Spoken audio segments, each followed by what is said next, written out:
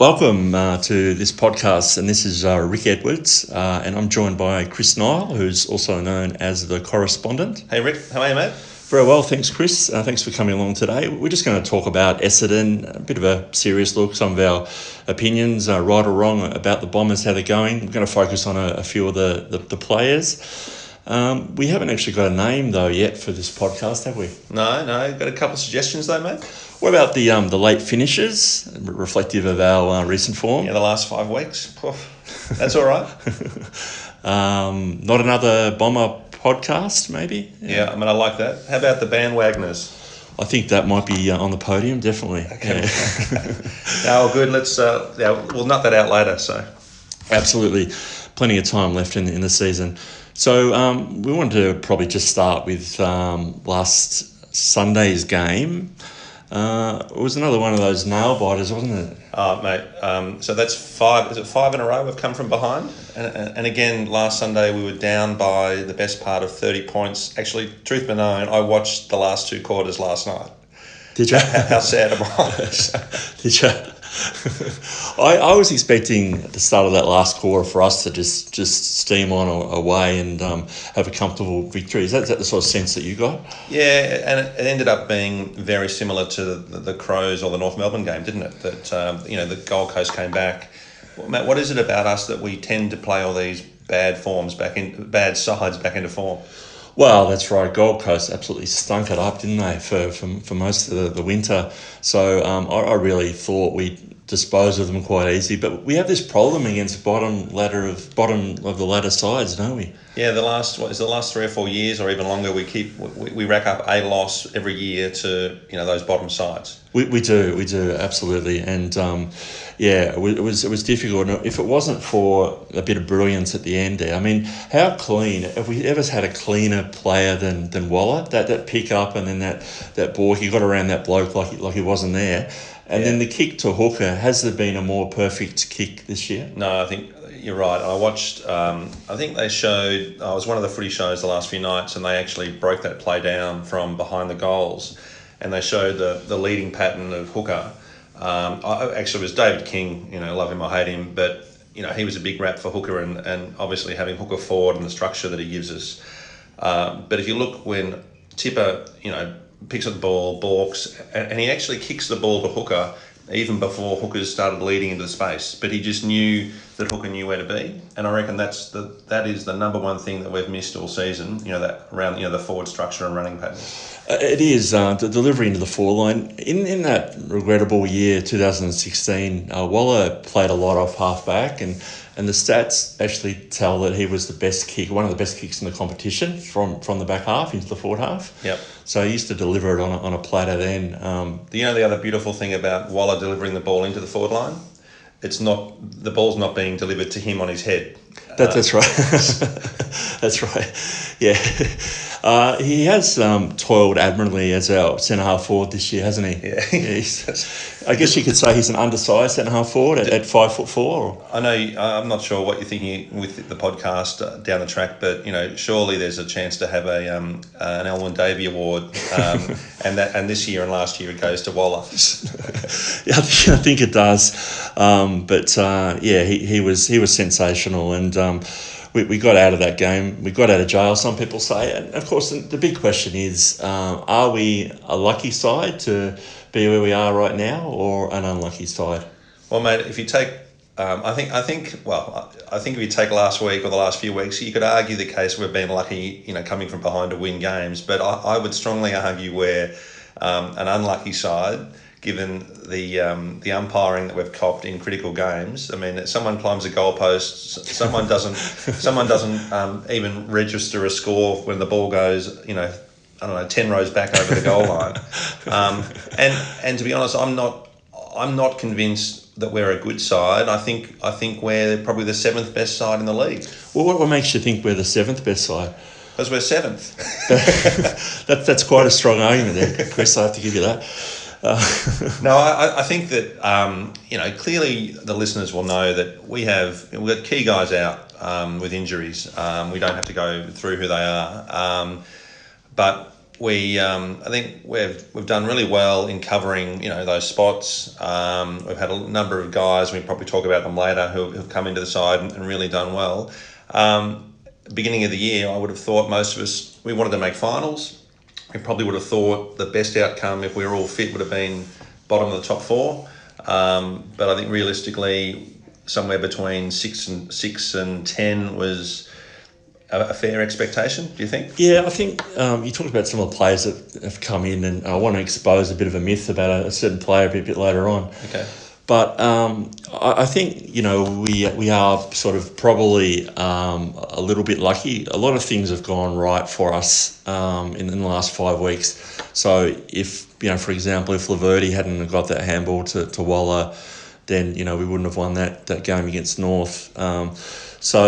And against Gold Coast, that was, like I said, that was just a perfect kick by Tipper, and there would be no one else in the side who would have been able to do that. I don't think so.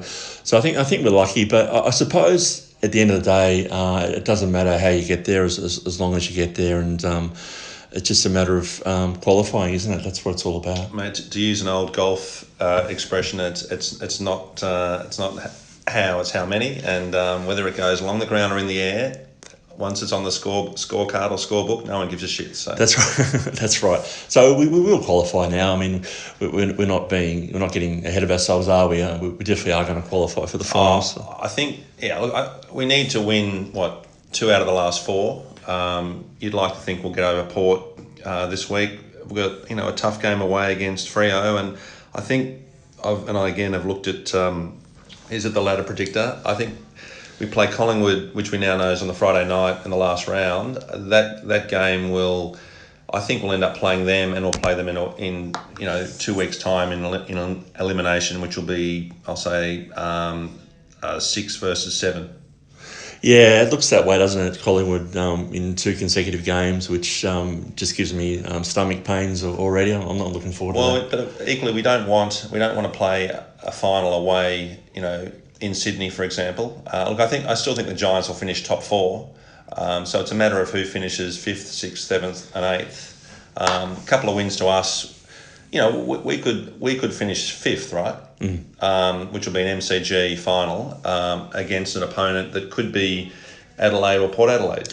Yeah, I think definitely the MCG final is what we want. Port Adelaide or Adelaide, thank you very much. Yep. We'll take that. Absolutely.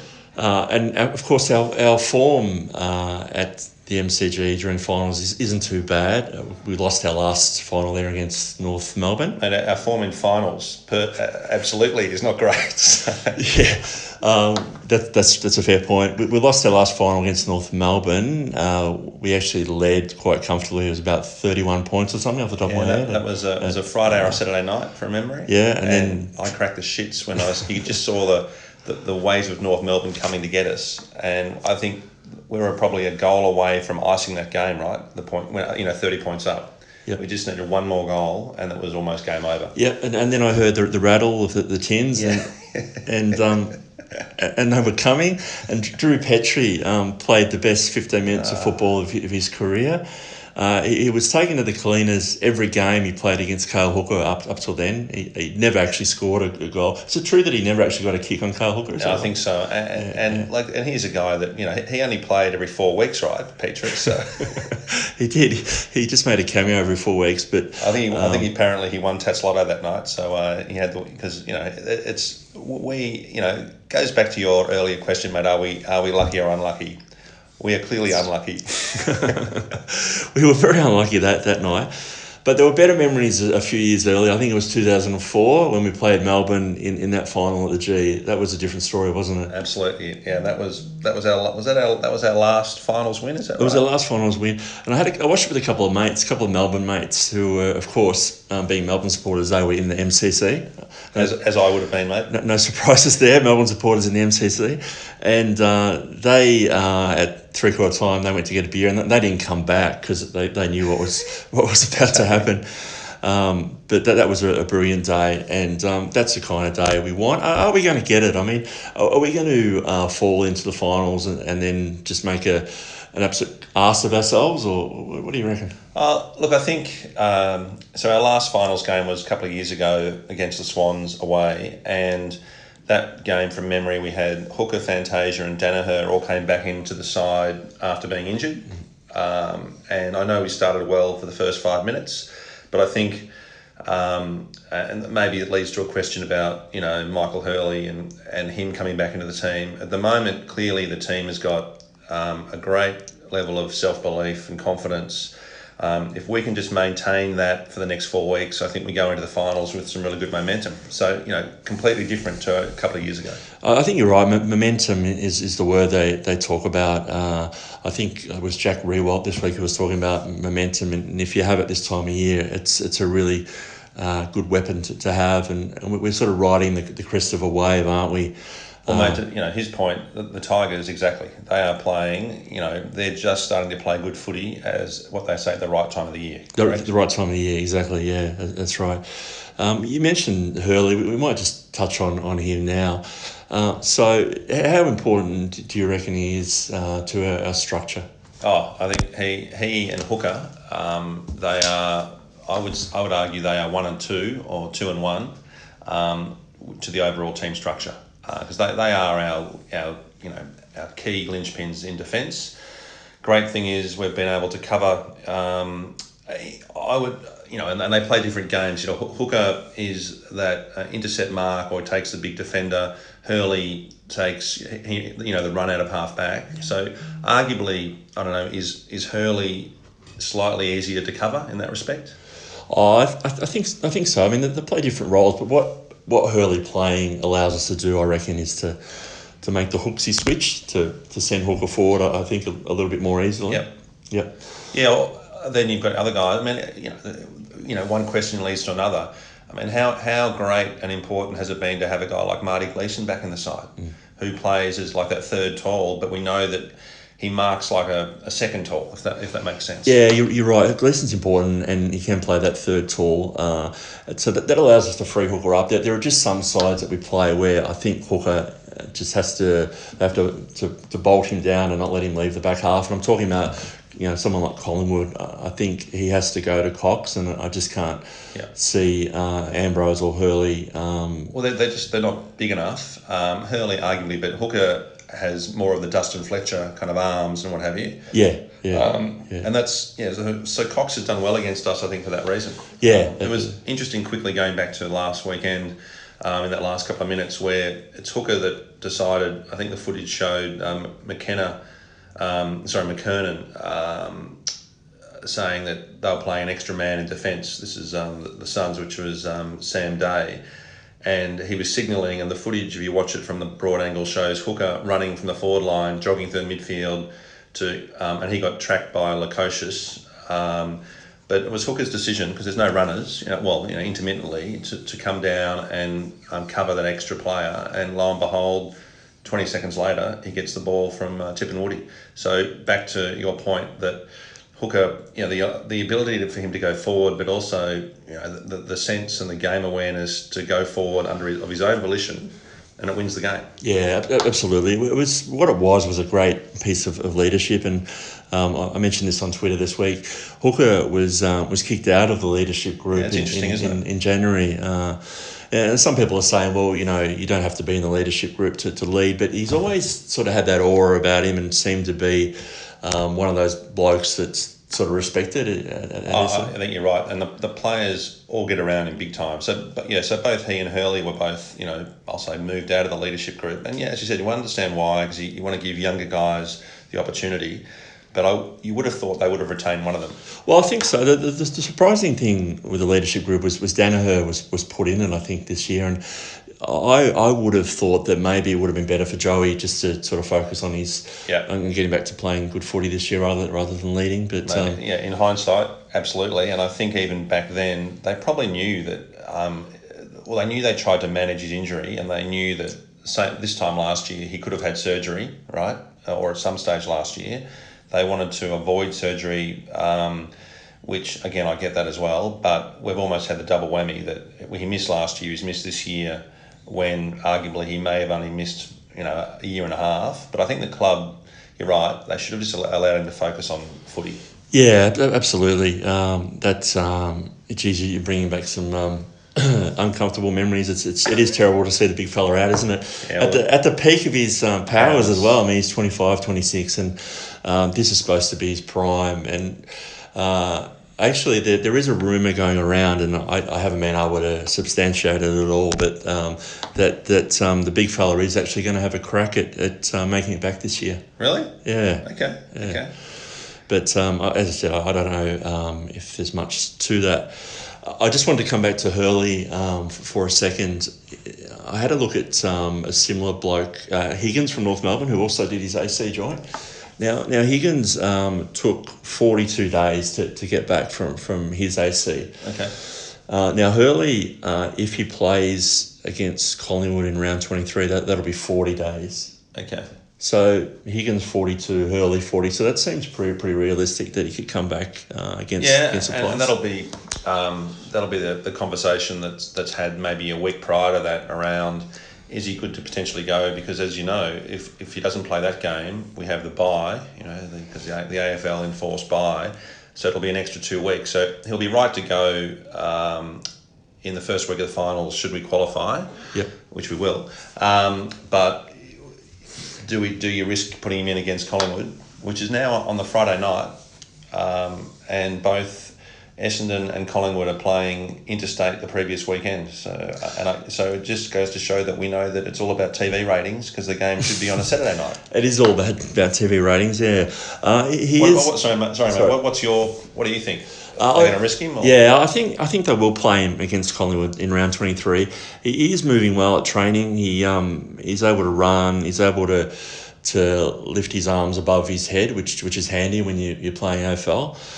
There are some good photos of him at training by a good friend of mine on Twitter. I think his handle is Charlie Dons. Charlie Dons, the great man who. Charlie, yeah. I think he takes more photos than official AFL media out at Tullamarines. He does, and better photos. And great edited highlights of anything to do with Essendon. So if you're not following Charlie Dons, get around him. Yeah, he does take good screen captures of games, which are better than mine. My amateur ones that I take. So check out some of Charlie's photos of the Big Bear. So yeah, I think, mate, I hope you're right. And you've done that analysis. Higgins is a lot deeper than I would go, but that just shows you're a quality supporter and a quality podcast operator. Well, I've got some more analysis. Are we ready for some more? Let's fire away, mate. Now I want to expose a bit of a myth, Chris, today on Dylan Clark. So I'm just sick of hearing the bloke can't kick, the bloke's a shit-house kick. So I had a look at some of the stats. The last 4 weeks, out of these blokes, Dylan Clark, Zach Merritt, Darcy Parish, Dylan Shield, out of those 4, Clark has had the best disposal efficiency out of those 4 guys for the last 4 weeks. So that's surprising, because, I mean, I wouldn't, again... yes, I know that there's been a lot of criticism about his kicking, and that goes back to even when he was drafted. They said there was no question about his tank and what have you, but his kicking skills were apparently ordinary to say the least. Yeah. I'm surprised. You know where he sits in terms of clangers, and that's one really good way to measure, I suppose, whether a bloke's a turnover merchant or not. So at the moment, of the Essendon players that have played this year, he sits 23rd for clangers. Right. Is that a bit surprising? Or? Man, so he doesn't even make the first 18, so to speak, or the first 22 for clangers. He doesn't. I would have thought most would have had him at, I'll say, in the top 10. But back on the average kicking efficiency, the fact that I would have had him behind Zach Merritt and Darcy Parish. That's in watching the games that both Parish and Zach Merritt seem to be pretty good by foot. They do. The stats tell us that Clark's been better. He's been better the last four weeks. So his disposal efficiency the last 4 weeks is 72%, better than Merritt, Parish, and Shield. Well, what do you think of his kicking style though? Clark's. Yeah. To be honest, I haven't studied it a lot, but I'll defer to your expertise. He's got one of those sort of loopy kicks, hasn't he? So technically, it's not. It's not as good as Connor McKenna, who's played 40 for 5 minutes. Yeah, McKenna and Tip and Woody, but McKenna's kicking is almost elite, right? And the knock on Clark is Dylan Shield similar? Does he have a bit of a loop or? Oh, he might be a bit loopy, but just because the bloke's got a loopy kick, you don't need to put him up on a cross and put some nails in him. Yeah. There have been loopy kicks before. There's a bloke called Brett Kirk who was a loopy kick, but he went all right. He went all right. Didn't he? He was all Australian. Yeah, look, I think Clark has done an exceptional job to come into the side, having only played one game previously. He's now held his spot for 10 weeks, give or take? He's played 8 games. Yeah. Yeah. So, and he's not out of the side anytime soon. No, he's not. Getting back to some bad kicks, there have been some bad kicks that have come through the gates of Windy Hill and Tullamarine, haven't there? Yeah. Actually, I can see a name down there, and that guy, God, he was shocking. Michael Simons. Michael Simons. What are your memories of Michael Simons? My lasting memory of him was the 1996 prelim final at the SCG, when I'm pretty sure he had a shot to put us back in front in the last quarter, and he came in off the what is now referred to as the Ben Brown, also the Michael Holding run up. Yeah.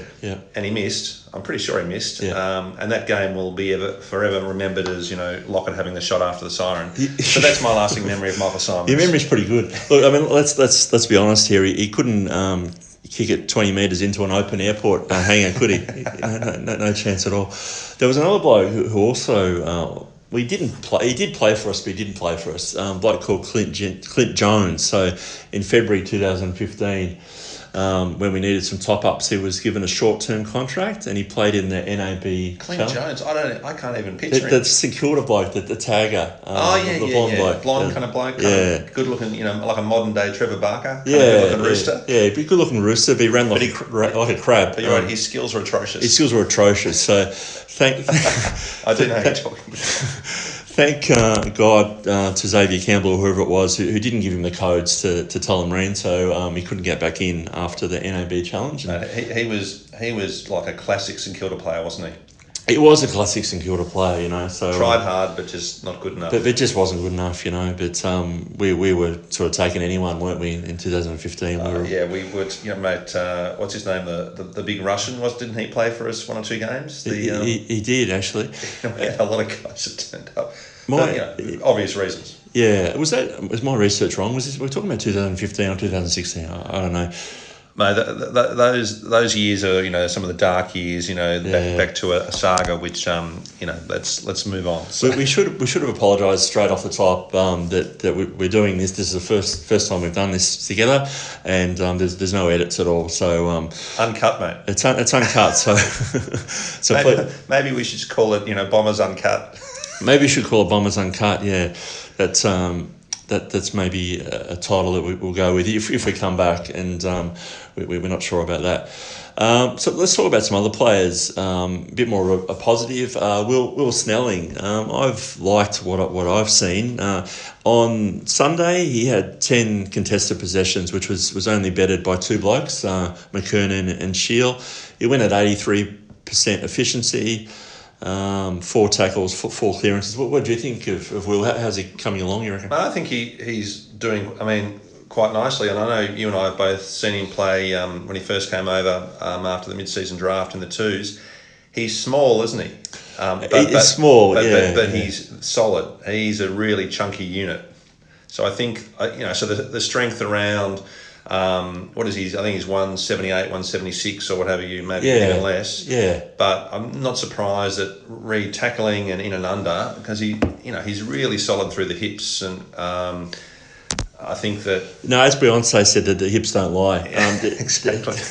He really is strong. He doesn't lose his feet. He reminds me of another bloke who used to wear number 40. You know where I'm going with this? Yeah, I think I do. Mate, keep going. Yeah, it's written down on a bit of paper. Yeah, so I did have a glance. So you can Benny Howlett. Well done. So he does remind me of Ben Howlett, Bobcat. He sort of holds his feet and goes where angels fear to tread, doesn't he? Yeah, I think, again, a bit like Clark, that he's been brought into the side, and look, the same way they brought in McNeice just for last week. Players are coming in to do a specific role, or a couple of roles. So I don't know what instructions they're what instructions they've given, Snelling. Clearly, we know what instructions they've given Clark. But all said and done, he's clearly meeting the objectives. I think he is. He might be stiff this week. He could miss out. It looks like they're going to name Fantasia this week, and he'll come in. So maybe. Yeah, I think so. Fantasia come back. Heppel seems to be week to week with his foot. What's he got? What's the problem with his foot? It's some sort of growth plate, is it? It's sore. Yeah. No, sore. Yeah. I think my understanding, the issue he's had with his other foot, which he had surgery on a couple of years ago.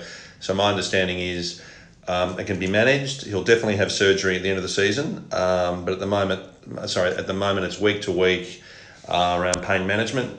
So clearly, being the captain, he wants to play. He does. I saw him training yesterday. He was actually training in a moon boot. Okay. I don't know if that will be approved by the AFL for Saturday. No. So other than Fantasia, let's assume that Heppel doesn't play. Fantasia should come back.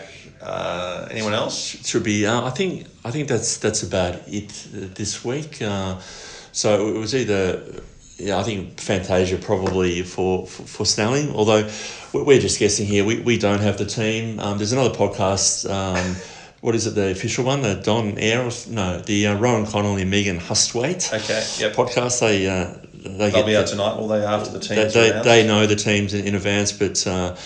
We haven't got that far yet, so that's our best guess. So yeah, any other ins and outs will be back to also matchups and what have you. Yep. We see Port have declared that Lysette's not going to play. Isn't he? No, so they've already said that. Well, we haven't got a ruckman either, so that's all right. That's right. So it'll be Paddy Ryder will be there. Paddy Ryder. So it'd be great to see Paddy play, won't it? Yeah. Oh look, not really. No, I don't. I don't mind it. Yeah. And there was speculation earlier in the year that we might be sniffing around to bring him back. I think that's interesting. With Draper's knee, and I clearly want Draper to stay. And that was, I know we're covering old ground here, but he was 5 minutes away from debuting after from doing his knee because he was being managed in that reserves game and did his knee in the second term, and he was going to play the next week. Yeah. I think Bellchambers maybe runs around next season, and that's about it. Yeah. So we're going to find, clearly Draper's won. We've got to find another ruckman. We have to find another ruckman. You're right. I think Bellchambers will probably ruck most of the games, and maybe. They'll play Draper, so they'll have the two ruckmen going. Yeah. And of course, if Bellchambers gets injured, which he is known to do, or drops form, then Draper will be the number one. And you're right, who's going to be the third ruck? I personally am not convinced that Zach Clark should be that third ruck. No, I think he clearly, he came in really as coverage for Bellchambers because we've known that he has dodgy calves and what have you. Although he played most of last year and he played most of this year until about round 16. So I think it was a smart move getting him in, Zach Clark as coverage. But clearly the club thought that Sam Draper would have played 5 or 10 games, or maybe 5 games by this stage of the season. Definitely, yeah. I think that's reasonable. I think we've almost covered everything off. Anything we've forgotten, Chris? So what are you feeling? I know you and I have had a bit of back and forward the last few weeks about impending games. What are you feeling about this Saturday afternoon? I got this feeling that we're going to drop a game pretty soon. Don't say. I think we are, and we were very lucky that we didn't drop a game on the Gold Coast there. I don't know when it's going to happen, but it will happen, I reckon. Well, I'm worried, having watched a little bit, I'm worried about our game against the Bulldogs in a couple of weeks, because under the roof at Marvel, I'm not saying we're not quick, but they're quick. Oh, sorry, the other guy to come back is McKenna. Of course, yeah. So he's back from his little Irish jig. That's right, of course. How could we forget Conor McKenna? Do you reckon that the Suns used that for a bit of motivation last week, that we decided to let McKenna have a rest, and Heppel and Fantasia probably might have been able to play? You reckon? Or? I'd be surprised if they didn't. Yeah, that's right. I mean, the club came out and said that was it was a previously agreed situation. Yeah. So it just so happens it was the Gold Coast. They knew all about it. Anyway, so I think so he'll probably come in for McNeese, I imagine. Yep. And as you said, Fantasia. I'm not sure who'll go out. It'd have to be Snelling Laverde had a quiet game last week, but I think he's probably worth persevering with. Laverde he's just almost getting to the point of really becoming frustrating. Yeah. Big body, brings the ball to ground. His kicking for goal is letting him down. He's the worst kick for goal in our team. I'm convinced. If you only get, because you compare him. He's never going to be a high possession player, right? So he might get 12 to 15 a game. Last weekend, Waller got 15 and Jackie Stringer got 15 touches. They were the two guys, with Hooker that won the game and McKernan. But so their efficiency with low touches is what you need. Laverde is the complete opposite. He gets 12 and 15 touches and they don't amount to much. No, that's right. He's got to impact a bit more. For sure. So So you're not sure. You think there's a loss coming. You're just not sure when. Yeah. Do you reckon we'll be able to account for Port Adelaide comfortably? I'd like to think so. The hard thing is they're like 1 week on, 1 week off.